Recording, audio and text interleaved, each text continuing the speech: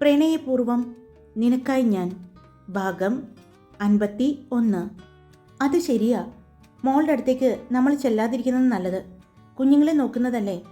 ഒരാൾക്ക് പനി വന്നാൽ അടുത്ത ആൾക്ക് പെട്ടെന്ന് വരും. ഗൗരിമോളെ പോലെയല്ല, കുഞ്ഞുങ്ങൾക്ക് പനി വന്നാൽ മാറാൻ കുറച്ച് താമസം എടുക്കും. പിന്നെ അറിയാലോ, പെട്ടെന്ന് തളർന്നു പോവും രണ്ടുപേരും, അന്നക്കുട്ടി പറഞ്ഞു. അംബികാമ്മ അപ്പോഴേക്കും ഗൗരിക്കുള്ള ഭക്ഷണമെടുത്ത് സണ്ണിയുടെ കയ്യിലേക്ക് കൊടുത്തു. സണ്ണി അതുമായിട്ട് പടികൾ കയറിപ്പോകുന്നത് അമ്മച്ചിയും അന്നക്കുട്ടിയും അംബികയും നോക്കി നിന്നു. അവളേക്കാൾ വേദന അവനാണ്. അമ്മച്ചി പറഞ്ഞതും അത് ശരിയാണെന്ന് അംബികയ്ക്കും അന്നക്കുട്ടിക്കും തോന്നി. കണ്ണുകളടച്ച് ബെഡിൽ കിടക്കുകയാണ് ഗൗരി. സണ്ണി കയ്യിലുണ്ടായിരുന്ന പാത്രം ടേബിളിലേക്ക് വെച്ചുകൊണ്ട് അവളുടെ അടുത്തിരുന്നു. ഗൗരി, അവൾ കണ്ണു തുറന്നു. കണ്ണുകൾ അപ്പോഴും നിറഞ്ഞിരിക്കുന്നത് കണ്ട്, എന്തിനാ ഇപ്പോൾ കരയുന്നേ? ഒരു പനി വന്നതിനാണോ ഇങ്ങനെ സങ്കടം? അവൻ അവളുടെ കണ്ണുകൾ തുടച്ചുകൊണ്ട്, എനിക്ക് മക്കളെ കാണാതെ പറ്റുന്നില്ലേ ചായ, അവൾ പറഞ്ഞു. അതിനെന്താ, നാളെ കാണാലോ. ഇന്ന് ഒന്ന് ഉറങ്ങി എഴുന്നേൽക്കുമ്പോഴേക്കും എൻ്റെ കൊച്ചിൻ്റെ പനിയെല്ലാം മാറില്ലേ. ദേ, ഈ ഭക്ഷണം കഴിക്കേ, എന്നിട്ട് മരുന്നും കൂടി കഴിച്ച് കിടന്ന് നന്നായിട്ട് ഉറങ്ങ്. രാവിലെ എഴുന്നേൽക്കുമ്പോഴേക്കും പനി മാറി മക്കളുടെ അടുത്തേക്ക് പോകാം, പോരെ, സണ്ണി പറഞ്ഞു. എനിക്കൊന്നും കഴിക്കാൻ തോന്നുന്നില്ല ചായ. അങ്ങനെ പറഞ്ഞാൽ പറ്റില്ല, ഇത് കഴിച്ചേ പറ്റൂ. ഭക്ഷണം കഴിക്കാതെ മെഡിസിൻ തരാൻ പറ്റില്ല. ഡോസ് കൂടിയ മെഡിസിൻ ആയിരിക്കുള്ളൂ. അതുകൊണ്ട് ഇത് കഴിച്ചേ പറ്റൂ. ഞാൻ എടുത്തു തരാം. ആദ്യം എഴുന്നേറ്റിരിക്കുക എന്ന് പറഞ്ഞ് ഗൗരിയെ അവൻ പിടിച്ച് എഴുന്നേൽപ്പിച്ചിരുത്തി. അവൾക്ക് പനി ഇപ്പോൾ കുറവുണ്ട്. അവൻ അവളുടെ നെറ്റിയിലും കഴുത്തിലുമെല്ലാം തൊട്ടു നോക്കി. ചൂട് കുറഞ്ഞിട്ടുണ്ട്, സണ്ണി പറഞ്ഞു. അവൻ പാത്രം എടുത്തതും, എനിക്ക് ഇതൊന്നും വേണ്ട ചായ, ഒരു ഇത്തിരി കഞ്ഞി മാത്രം മതി, അവൾ പറഞ്ഞു. ആ, ഇത്തിരി കഞ്ഞി മാത്രം കുടിച്ചാൽ മതി എന്ന് പറഞ്ഞ് അവൻ അവൾക്ക് കോരിക്കൊടുത്തു. ഈ ചായ മക്കൾക്ക് എന്താ കൊടുത്തേ? ഗൗരി ചോദിച്ചു. അമ്മച്ചി കുറുക്കുണ്ടാക്കി കൊടുത്തിട്ടുണ്ട്, രണ്ടുപേരും കുടിച്ചു. പിന്നെ നാടൻ പശുവും പാലുണ്ടായിരുന്നു. അച്ഛൻ ആരാണ്ടിനോടൊക്കെ പറഞ്ഞിട്ട് കൊണ്ടുവന്ന് തന്നതാണ്. അത് രണ്ടുപേർക്കും ലൈറ്റായിട്ട് കൊടുത്തിട്ടുണ്ട്. നല്ല ഉറക്കമാണിപ്പോൾ. ഞാൻ കയറി വന്നപ്പോൾ ഒന്ന് നോക്കി. വീണ്ടും ഉറങ്ങിയോ? വിശന്നുറങ്ങിയതായിരിക്കോ? അവൾ ചോദിച്ചു. പിന്നെ പാലും കുറുക്കുമെല്ലാം കുടിച്ച് വയറ് നിറഞ്ഞു കിടന്നുറങ്ങുന്നത് എൻ്റെ മക്കൾ. ഇപ്പോൾ ഭക്ഷണം കഴിക്കാത്തത് എൻ്റെ മക്കളുടെ അമ്മയാണ്. ഇത് മുഴുവനും കഴിക്കാതെ ഞാൻ ഇവിടെ നിന്ന് എഴുന്നേറ്റ് പോവില്ല, സണ്ണി പറഞ്ഞു. സണ്ണി പറഞ്ഞുകൊണ്ട് അവൾക്ക് കുറേശ്ശെയായി കോരിക്കൊടുത്തു. ഈ ചായ കഴിച്ചില്ലല്ലോ, അവൾ ചോദിച്ചു. ഞാൻ കഴിച്ചോളാം. ആദ്യം എൻ്റെ പെണ്ണ് ഇത് മുഴുവനും കഴിച്ച് ഈ മെഡിസിനും കഴിച്ച് കിടക്കുമ്പോഴേക്കും ഞാനൊന്ന് കുളിച്ച് ഫ്രഷായി പോയി ഭക്ഷണം കഴിച്ചിട്ട് വരാം, സണ്ണി പറഞ്ഞു. മക്കള് കുഴപ്പമൊന്നുമില്ലല്ലോ? എന്നെ ആശ്വസിപ്പിക്കാൻ പറയുന്നതാണോ? അവൾ വീണ്ടും ചോദിച്ചതും, എൻ്റെ കൊച്ചെ, ഞാൻ അങ്ങനെ പറയുന്നു തോന്നുന്നുണ്ടോ? എന്തിനാ ഞാൻ നുണ പറയുന്നത്? മക്കൾ നല്ല ഉറക്കാണ്. നിനക്ക് കാണണോ? ഞാൻ വീഡിയോ കോൾ വിളിക്കണോ താഴേക്ക്? അവൻ ചോദിച്ചു. വേണ്ട, ഉറങ്ങിക്കോട്ടെ. എനിക്ക് എത്രയും പെട്ടെന്ന് ഈ പനി മാറിയിട്ട് മക്കളുടെ അടുത്തേക്ക് ചെന്നാൽ മതി, അവൾ പറഞ്ഞു. അങ്ങനെ പെട്ടെന്ന് പനി മാറണമെങ്കിൽ എന്ത് ചെയ്യണം? നന്നായിട്ട് ഭക്ഷണം കഴിച്ച്, നന്നായിട്ട് റെസ്റ്റ് എടുത്ത്, മെഡിസിൻ കഴിച്ച് നന്നായിട്ട് ഇരുന്നാൽ മാത്രമേ പനി മാറുള്ളൂ. അത് കഴിയുമ്പോൾ നാളെ തന്നെ ചെന്ന് മക്കളെ ഞാൻ കൊണ്ടുവരാം, പോരെ? അവൻ സംസാരിച്ചുകൊണ്ട് അവൻ കൊണ്ടുവന്ന കഞ്ഞി മുഴുവനും ഗൗരിക്ക് കൊടുത്തു. അവളത് മുഴുവനും കഴിച്ചു കഴിഞ്ഞതും, എന്നാ മെഡിസിൻ തരട്ടെ ഇപ്പോൾ, അല്ലെങ്കിൽ കുറച്ച് കഴിഞ്ഞിട്ട് മതിയോ? ഉറക്കം വരുന്നുണ്ടോ? അവൻ ചോദിച്ചു. ഇല്ല, ഉറക്കമൊന്നും വരുന്നില്ല. ഇച്ചാൻ പോയി കഴിച്ചിട്ട് വാ, എന്നിട്ട് മെഡിസിൻ കഴിക്കാം, അവൾ പറഞ്ഞു. എന്നാൽ ഞാനൊന്ന് ഫ്രഷായിട്ട് വേഗം പോയിട്ട് വരാം എന്ന് പറഞ്ഞ് അവൻ ഗൗരിയുടെ മുഖമെല്ലാം തുടച്ചു കൊടുത്തു. അവൻ വേഗം വാഷ്റൂമിലേക്ക് കയറി ഫ്രഷായി ഇറങ്ങി താഴേക്ക് ചെന്നു. ഗൗരി അപ്പോഴും ബെഡിൽ കിടക്കുന്നുണ്ട്. എന്തെങ്കിലും വായിക്കാനോ ഫോണോ എന്തെങ്കിലും വേണോ? സണ്ണി ചോദിച്ചു. വേണ്ട, ഇച്ചാൻ പോയിട്ട് വാ, അവൾ പറഞ്ഞു. സണ്ണി താഴേക്ക് ചെന്നപ്പോഴേ എല്ലാവരും ഹാളിൽ ഇരിക്കുന്നുണ്ട്. മക്കൾ ഉറങ്ങിയിട്ടുണ്ടായിരുന്നു. മോനെ, മോൾക്ക് എങ്ങനെയുണ്ട് ഇപ്പോൾ? അനന്തപത്മനാഭൻ ചോദിച്ചു. കുഴപ്പമൊന്നുമില്ല അച്ഛാ, ആള് ഭക്ഷണം മുഴുവനും കഴിച്ചു. ഇപ്പോൾ മെഡിസിൻ കൊടുത്തിട്ടില്ല, കുറച്ച് കഴിഞ്ഞിട്ട് കൊടുക്കാമെന്ന് കരുതി, സണ്ണി പറഞ്ഞുകൊണ്ട് സോഫയിലേക്കിരുന്നു. മോനെ, എന്നാൽ നീ വന്ന് ഭക്ഷണം കഴിക്കേ, എന്നിട്ട് മോളുടെ അടുത്തേക്ക് ചെല്ല്. മോളവിടെ ഒറ്റയ്ക്കല്ലേ? അമ്മച്ചി പറഞ്ഞു. നിങ്ങൾ കഴിച്ചോ? സണ്ണി ചോദിച്ചു. ഇല്ല മോനെ, സമയമാവുന്നതല്ലേ ഉള്ളൂ, മോൻ ചെന്ന് കഴിക്ക്, അനന്തപത്മനാഭനും പറഞ്ഞു. സണ്ണി വേഗം തന്നെ ചെന്ന് ഭക്ഷണം കഴിച്ചു. ഭക്ഷണം കഴിച്ച ഉടനെ അവൻ ഗൗരിയുടെ അടുത്തേക്ക് ചെന്നു. ബെഡിൽ കിടന്ന് കണ്ണ് തുറന്ന് എന്താ ആലോചിച്ച് കിടക്കുകയാണ് ഗൗരി. എന്താണ് ഇത്ര ആലോചന? സണ്ണി ചോദിച്ചുകൊണ്ട് അവളുടെ അടുത്തേക്ക് ചെന്നു. ഒന്നുമില്ല, ഞാൻ എത്ര പെട്ടെന്ന് എൻ്റെ ജീവിതം ഇങ്ങനെ മാറി മറിഞ്ഞെന്ന് ആലോചിക്കായിരുന്നു.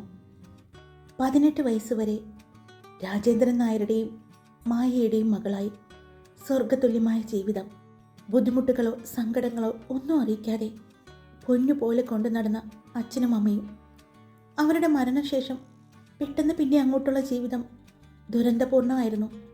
അതും ഒരാളുടെ ഭാര്യയായിട്ട്. ഭാര്യ എന്ന് പറയാൻ പറ്റുമോ എന്ന് അറിയില്ല. അടിമയായിട്ട്. അവിടെ നിന്ന എൻ്റെ മകളെ നഷ്ടപ്പെടുമെന്ന് തോന്നിയപ്പോൾ ഒരു രക്ഷപ്പെടൽ. സത്യത്തിൽ ആ രക്ഷപ്പെടലായിരുന്നു എൻ്റെ ജീവിതത്തിലെ വലിയ മാറ്റങ്ങൾക്കുള്ള തുടക്കം.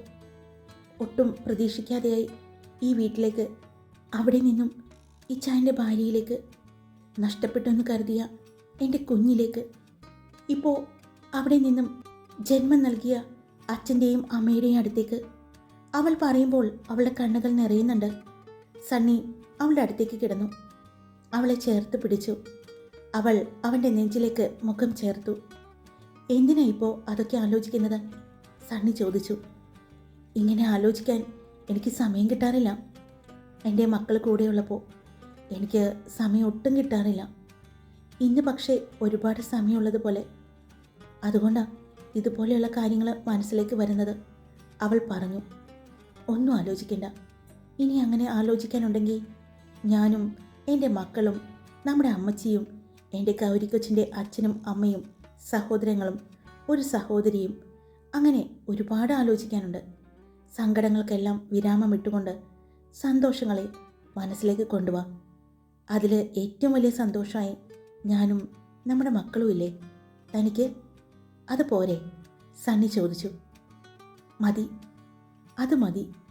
എൻ്റെ ഏറ്റവും വലിയ സന്തോഷമാണ് എന്നെ ജീവിക്കാൻ പ്രേരിപ്പിക്കുന്നതും. ആ സന്തോഷമില്ലെങ്കിൽ പിന്നെ ഗൗരിയില്ല, അവൾ പറഞ്ഞു. ആ സന്തോഷം എങ്ങും പോകില്ല. അല്ലെങ്കിൽ തന്നെ എങ്ങോട്ട് പോകാനാ ഞങ്ങൾ?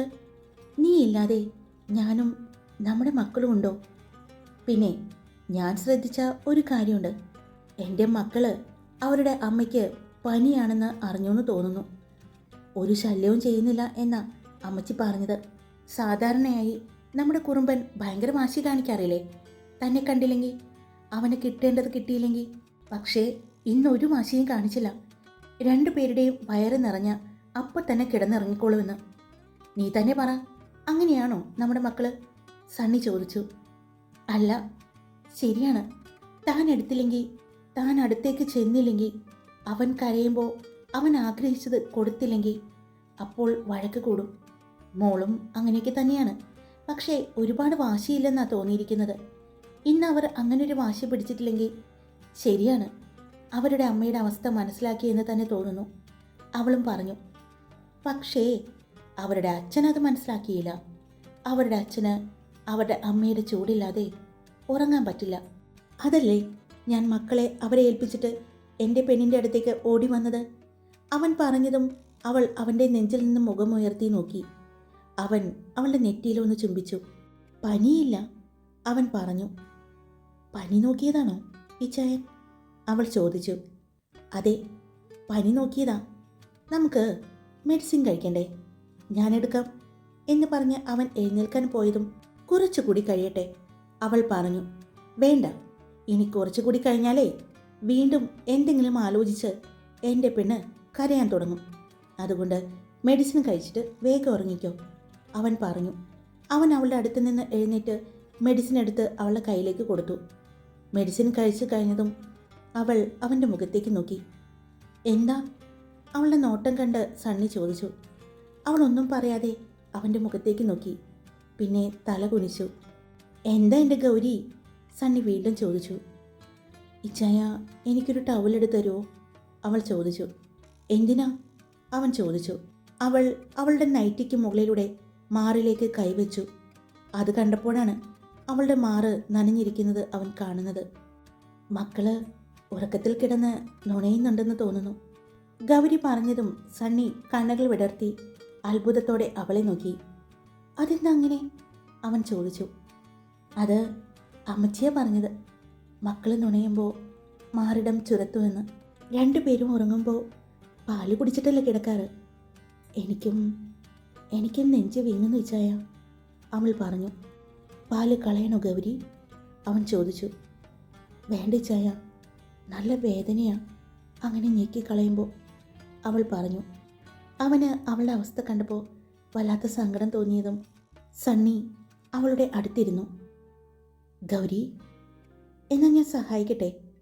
അവൻ ചോദിച്ചതും അവൾ അവൻ്റെ മുഖത്തേക്ക് നോക്കി. എനിക്കും സങ്കടമുണ്ടായിരുന്നു നേരത്തെ ഞെക്കിക്കളഞ്ഞപ്പോൾ. ഇനി ഞാൻ സഹായിക്കാം, അവൻ പറയുമ്പോൾ അവൻ്റെ ചുണ്ടിൽ ഒരു കള്ളച്ചിരി പോലെ അവർക്ക് തോന്നി.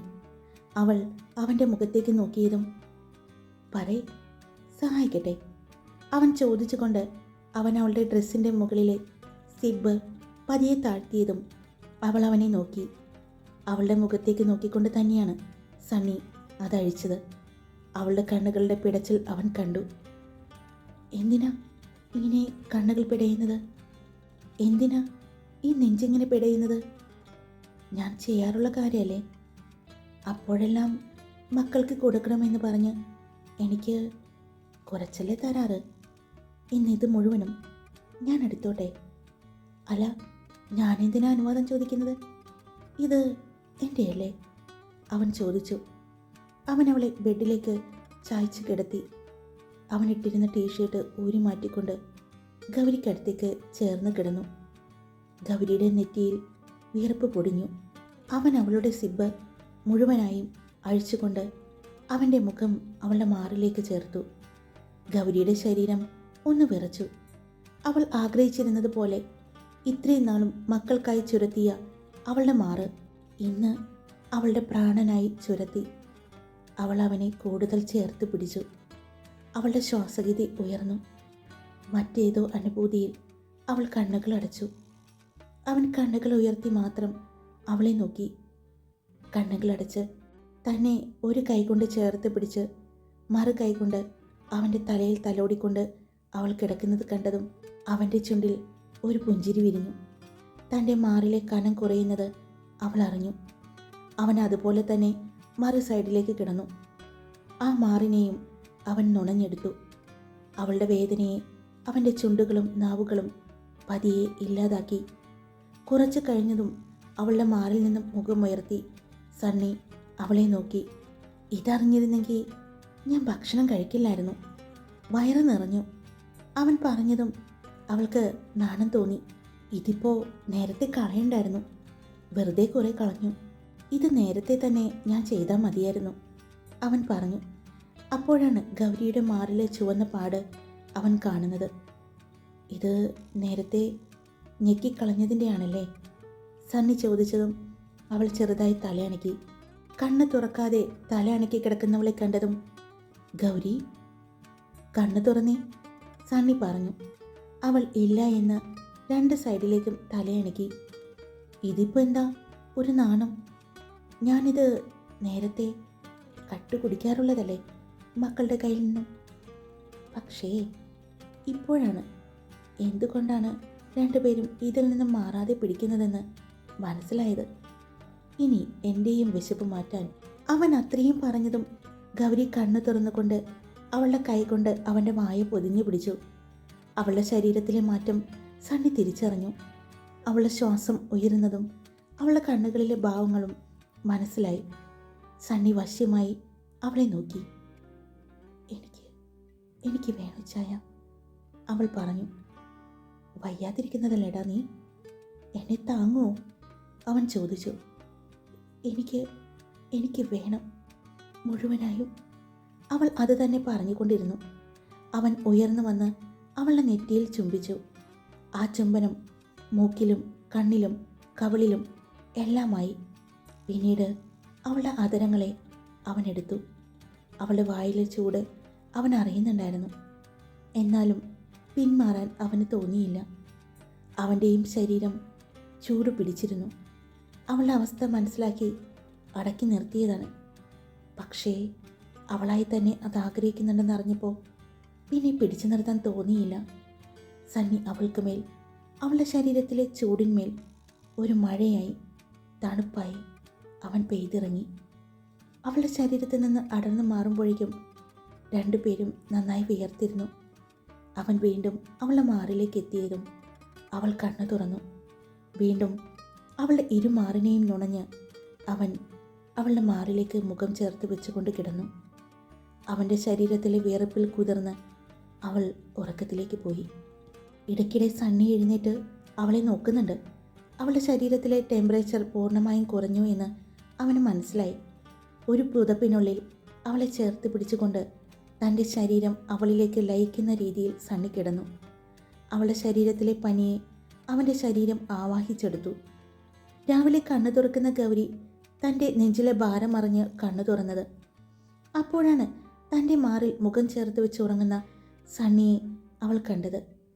അവളുടെ കൈകൾ അവൻ്റെ തലയിൽ പിടിച്ചിട്ടുണ്ട്. ഗൗരിയുടെ ചുണ്ടിൽ ഒരു പുഞ്ചിരി വിരിഞ്ഞു. ഇന്നലത്തെ കാര്യങ്ങൾ ഓർത്തപ്പോൾ അവൾക്ക് വല്ലാത്ത നാണം തോന്നി. പെട്ടെന്നാണ് ഗൗരി ഞെട്ടിയത്.